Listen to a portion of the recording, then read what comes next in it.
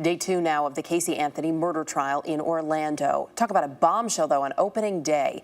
Casey Anthony's defense lawyer claims her 2-year-old daughter wasn't killed, but in fact died in an accident followed by a family cover-up. Mike DeForest of our Orlando affiliate WKMG is there this morning with the very latest. The last thing probably most folks were expecting yesterday, Mike.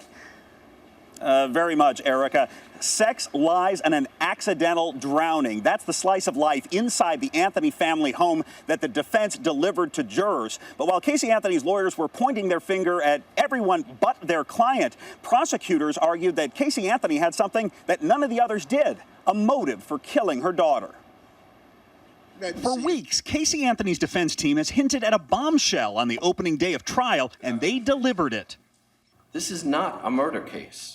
25-year-old Casey Anthony wept openly as her attorney, Jose BAEZ, told the jury that 2-year-old Kaylee actually drowned in the family swimming pool on June 16, 2008, and her body was discovered by Casey's father, George Anthony.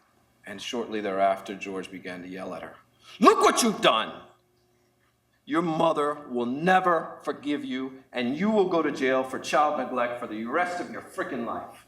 And BAEZ did not stop there, telling the court that Casey had been sexually abused by her father from the time she was 8 years old. As the state's first witness, George Anthony denied that charge, as well as allegations he helped cover up the death of his granddaughter. No, when I heard that today, it hurt really bad.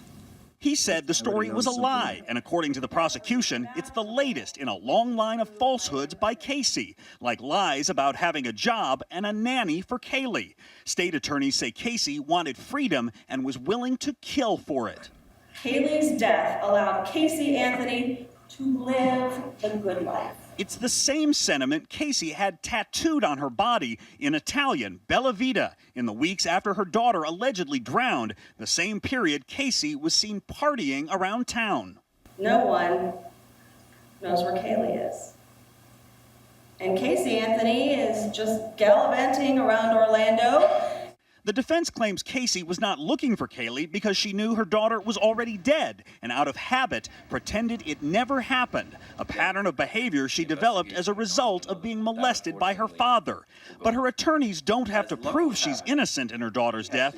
They just have to raise enough questions about her guilt. Reasonable doubt is not sprinkled throughout this case. Reasonable doubt lives here.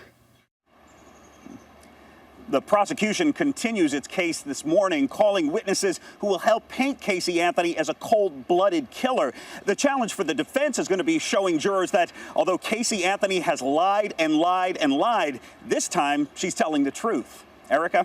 And Mike, you actually watched this, as I understand it, yesterday with a bunch of people. This has garnered such interest across the country. How did they react to everything they heard?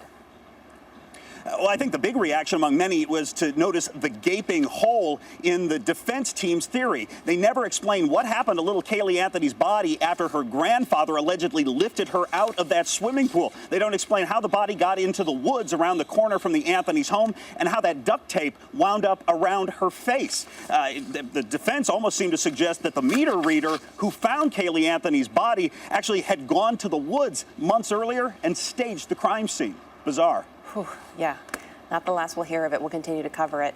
I'm Mike DeForest in Orlando this morning. Thanks.